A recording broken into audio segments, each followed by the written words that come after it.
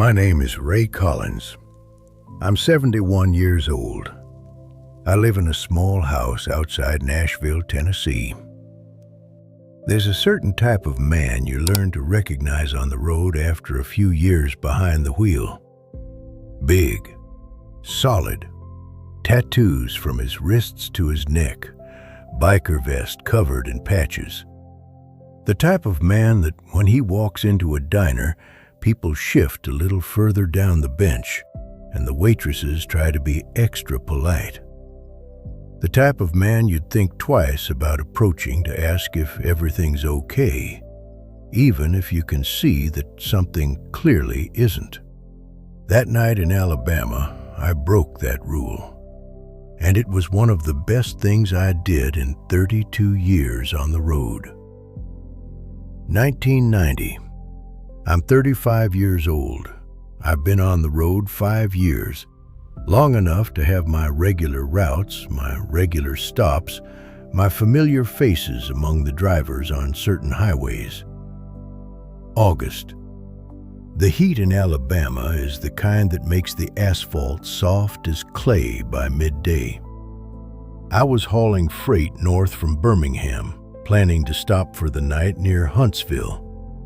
I pulled into a large truck stop, the kind built specifically for long-haul drivers, with showers, a diner, and room to park the big rigs. Time, around 9 in the evening, still light enough, the sky just starting to darken. And when I stepped out of the cab to head to the diner, I saw him.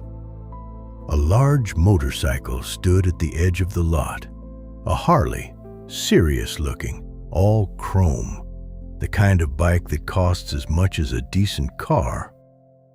Beside the motorcycle, right on the asphalt, sat a man, a big man, shoulders like a bull. Looked to be pushing 60, maybe past it, gray beard down to his chest, tattoos on his arms, on his neck, probably across most of his body that I couldn't see. A biker vest covered in more patches than I could count. I didn't know the clubs, but it looked serious. He was sitting on the asphalt, back against the motorcycle's wheel, and he was crying. Not quietly, not with restraint, the way people cry when they think no one is watching. Openly, heavily, from somewhere deep that most men spend their whole lives trying never to show. The first instinct, walk past. Not my business. The man wants to be alone. Don't walk up to a stranger biker that size and ask about his feelings. But I stopped. I don't know why. Maybe because I know what a person looks like when something is genuinely wrong. I'd seen it enough times on the road. Maybe because that crying was too open, too unguarded, and something in me couldn't just walk by. I walked over, stopped about 10 feet from him, close enough that he'd notice me, far enough not to crowd him. "You doing all right?" I asked. He raised his head, red eyes, the kind of look people have when they're so far gone that they've stopped caring who sees them. He looked at me for a second, then said, voice rough but steady, "No." Just no. I nodded. "Can I get you a coffee?" Another pause, then black. I went into the diner, got 2 coffees, black for him, sugar for me, and came back. Sat down beside him on the asphalt, back against the concrete curb. Held out his cup. He took it, said, "Thank you," so quietly I almost didn't catch it. We sat in silence for maybe 5 minutes. Just 2 men in a truck stop parking lot in Alabama with coffee in their hands. Then he said, "My best friend died 3 days ago." I didn't say anything, just listened. We'd been riding together for 22 years, since '78. He ran his hand along the tank of the motorcycle. He had a Yamaha, I had the Harley. Every summer together, every rally together. 22 years. What was his name? I asked. Dennis. He said that name like it weighed a ton. Dennis Kowalski. Polish roots, from Detroit. The loudest man I ever knew and the most reliable. His own name was Bob Merritt. He told me himself, without my asking, as though he needed someone to know his name in that moment. We met in the Army, he went on. Vietnam, 71, 72. We came back together, tried to figure out together how to live after what we'd seen over there. He took a drink of coffee. You know what helps after Vietnam? A bike. The road. Wind in your face and nobody around. We both found that at almost the same time, bought motorcycles in '78 and never stopped. I listened and thought about how 22 years on the road together is longer than most marriages last, longer than most friendships. What happened to Dennis? I asked carefully. Bob was quiet for a moment. Heart, he said. Just stopped. No accident, no warning. He was sitting at his kitchen table eating breakfast, and that was it. 61 years old. He wiped his face with his hand. We'd been planning to ride the Appalachian route this August, one we'd never done together. I was on my way to meet him. We'd agreed to link up in Birmingham on Friday. Wednesday, his daughter called. We sat a while longer in silence. "Why are you still riding?" I asked. Not judging, just trying to understand. Bob looked at the road, then at the bike, then back at the road. Because if I stop, it's over. If I go home and put the bike in the garage, I'll never take it out again. I know myself. A pause. And because Dennis would have told me to ride. He would have said, "Bobby, what's the point of sitting there crying? Ride for both of us." He smiled through his tears, and that smile was so genuine that something tightened in my chest. So I'm riding, but sometimes I stop and I just can't move. I sit here thinking he should be here, that his Yamaha should be parked right next to mine, and that from now on, I'll only hear one engine instead of two. I didn't know what to say to that. There are things for which no right words exist, and this was exactly one of those things. So I just said, 22 years together on the road. Not everyone gets that. Bob nodded. You know what's strange? He said. I didn't cry at the funeral. Stood there like a piece of wood. But here, in a truck stop parking lot in Alabama, alone with the bike, that's where it hit me. Because here you can, I said. He looked at me, then nodded slowly. Because here I can. We talked some more, probably an hour in total.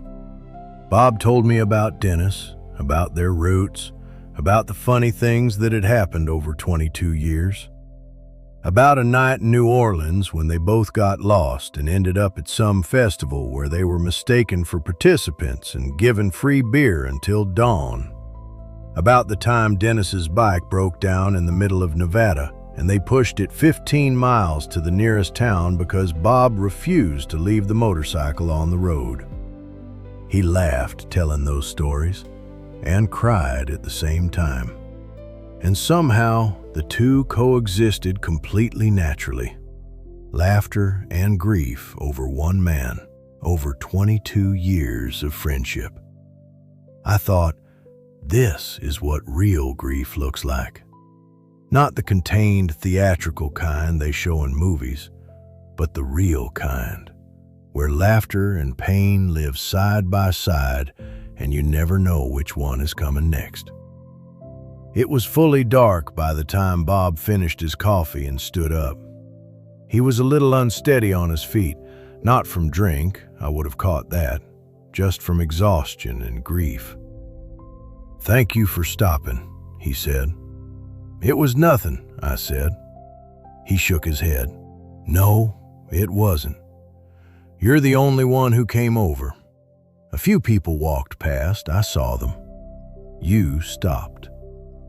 I didn't know what to say to that. Bob held out his hand, big, hard, like a shovel. We shook. "Ride careful," I said.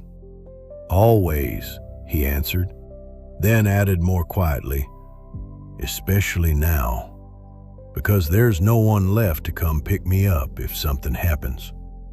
He put on his helmet, started the engine. The Harley roared across the whole parking lot and rode north. I watched until his taillights disappeared around the bend. I think about Bob Merritt often after that night. I think about the fact that there was nothing in him that usually goes with the word vulnerable. No soft voice, no gentle appearance, no tendency toward sentimentality. Quite the opposite. Big, hardened, tattooed Vietnam veteran. And still he cried in a truck stop parking lot in Alabama, without shame, without hiding. Because grief doesn't ask permission. It comes when it wants, where it wants, and it doesn't care about your tattoos or your jacket size. I think too about Dennis Kowalski, who I never met. About the Polish kid from Detroit who survived Vietnam, bought a Yamaha in '78, and rode it for 22 years beside his friend, who died over breakfast at 61, without warning, without giving anyone a chance to say goodbye. I think about how often we underestimate what it means to have someone riding beside you. Not in the romantic sense, just someone there. Someone whose engine you can hear behind you. Someone who knows the same road. The highway is very lonely when you're riding alone. I know that better than most. A few months after that meeting, I was passing by that same diner at the truck stop in Alabama. Stopped in, just out of habit. It's a good place for coffee. The waitress, an older woman who'd clearly worked there for years, came over to take my order and stopped. "Are you the trucker who sat with the biker in the parking lot a few months back?" she asked. I was surprised. "Yes, I suppose that was me." She smiled. "He came back about a week ago. Stopped in specially. Said he wanted to say thank you to that trucker in case he ever came through this road again. Left a note." She went behind the counter and came back with a small envelope. Plain, no decoration, my name written in pencil. She described how I looked and he'd taken a guess. I opened the envelope. Inside, a short note. A few lines. "Ray, I rode that Appalachian route. Alone. Took 5 days. It was hard, especially the evenings when I'd stop and realize there was nobody beside me. But I rode it. Dennis would have approved. Thank you for stopping that night. You don't know what it meant to me. Bob." I folded the note and put it in my pocket, drank my coffee, left a bigger tip than usual for the waitress who'd kept the envelope, and drove on. The road shows you all kinds of people. Sometimes people at the best moments of their lives, sometimes the worst. But sometimes it shows you something rarer, A person who found the strength to be honest about their grief. Who doesn't hide, doesn't pretend everything is fine, doesn't wait until they feel better before letting themselves be seen. Bob Merritt sat on the asphalt next to his Harley and cried for the best friend he'd just lost. And that took more courage than most things I've seen on the road. Because real strength isn't always gritting your teeth and not showing weakness. Sometimes real strength is letting yourself be human, even when strangers are around. Even when you're the biggest, most intimidating man in the parking lot. Ray Collins, Nashville, Tennessee. See you next time.